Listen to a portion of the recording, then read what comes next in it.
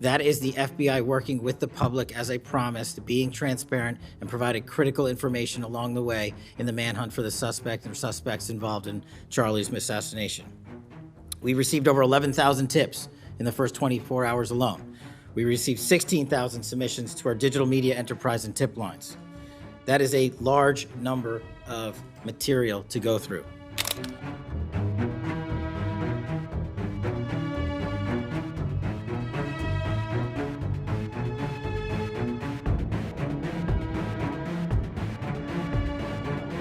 FBI Director Kash Patel confirmed the agency is investigating theories surrounding Charlie Kirk's assassination.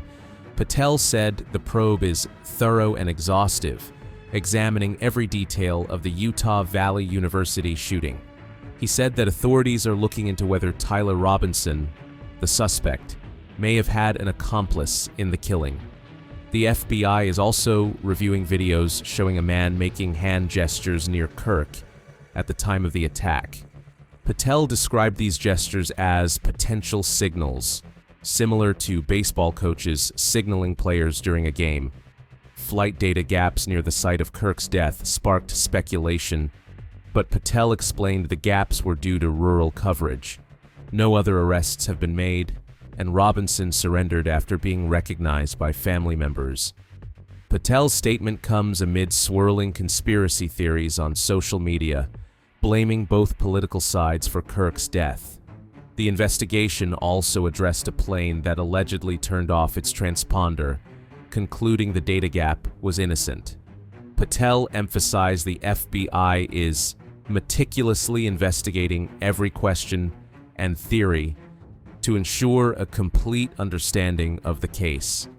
The agency continues to sift through social media videos, witness accounts, and forensic evidence related to the assassination.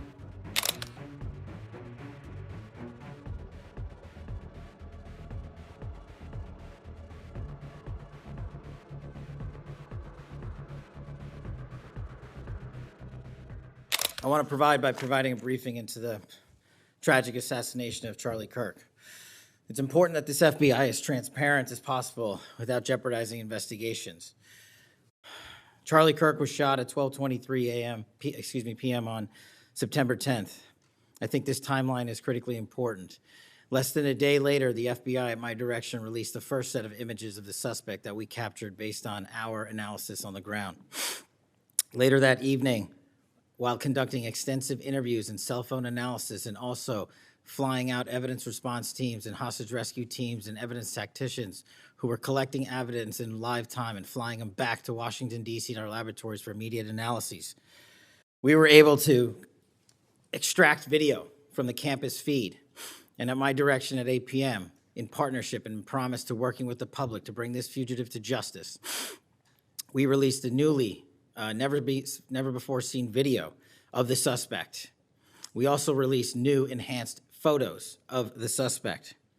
A few hours later, that suspect was in custody, pursuant to the interrogation of the suspect's own father, who stated, "When I saw that video that you released, I recognized it was my son, and I confronted him, and he was handed over to lawful law enforcement authorities." That is the FBI working with the public as I promised, being transparent and providing critical information along the way in the manhunt for the suspect and suspects involved in Charlie's assassination. We received over 11,000 tips in the first 24 hours alone.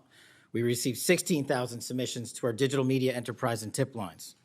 That is a large number of material to go through.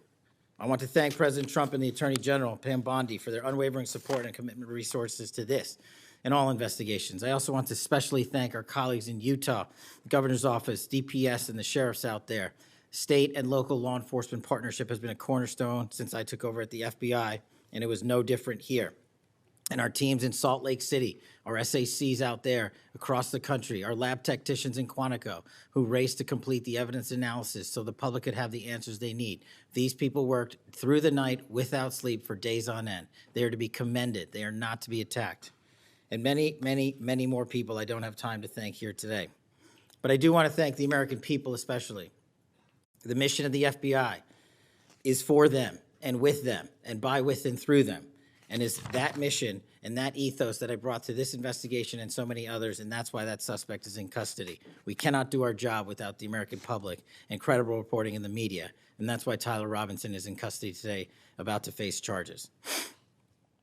The last time I appeared before this committee was in January for my confirmation hearing. I told you then that if I were confirmed, I would provide and do everything I can to provide a safe and secure America. I promise to provide the courageous men and women of the FBI the tools and resources they need to crush violent crime and defend the homeland. I pledge myself to commit to full transparency, oversight, and accountability so we could restore the public's trust in the FBI. And that's exactly what I've done. Under this administration, the FBI has arrested more than 23,000 violent criminals. That's more than twice for the same time period from last year alone. 23,000, more than twice from the same time period last year. We've taken over 6,000 illegal firearms off the streets. That number is an exponential increase. We've identified and located more than 4,700 child victims. More than 4,700 child victims have been found by this FBI. That is a 35% increase from the same time period last year. 1,500 child predators have been arrested. That's a 5% increase from the same time last year. 300 human traffickers have been arrested. That's a 10% increase from the same time last year. Over 350 members of Tren de Aragua, foreign terrorist organization, have been arrested, and we have 42 ongoing cases. That is a 250% increase from the same time last year. Those are just some of the things the FBI is doing differently and better because we are leading the mission to crush violent crime and defend the homeland. We have also captured four top 10 fugitives from the FBI's top 10 most wanted list. To put that in perspective, that's the same amount I've captured in 7 months than my predecessor did during the entirety of the Biden administration. Those are real results, and the credit is to the men and women at the FBI. We've been able to achieve these results because the FBI recognizes violent crime doesn't just happen in Washington, D.C.